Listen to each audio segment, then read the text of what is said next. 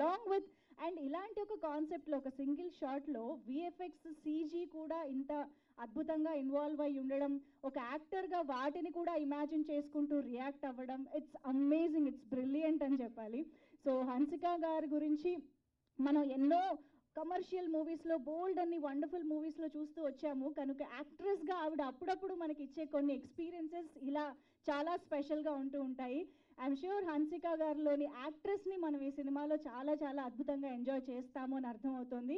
So Jan 26th నుంచి థియేటర్స్లో ఈ సినిమా మన ముందుకు వస్తుంది. ఐఎమ్ ష్యూర్ Jan 26th అనేది ఇండియన్స్ అందరికీ బాగా గుర్తుండే డేటే కాబట్టి హ్యాపీగా Jan 26ని గుర్తుపెట్టుకొని థియేటర్స్కి వెళ్ళి ఇలాంటి ఒక యూనిక్ ఎక్స్పీరియన్స్ మనం పొందొచ్చు, ఎంజాయ్ చేయొచ్చు.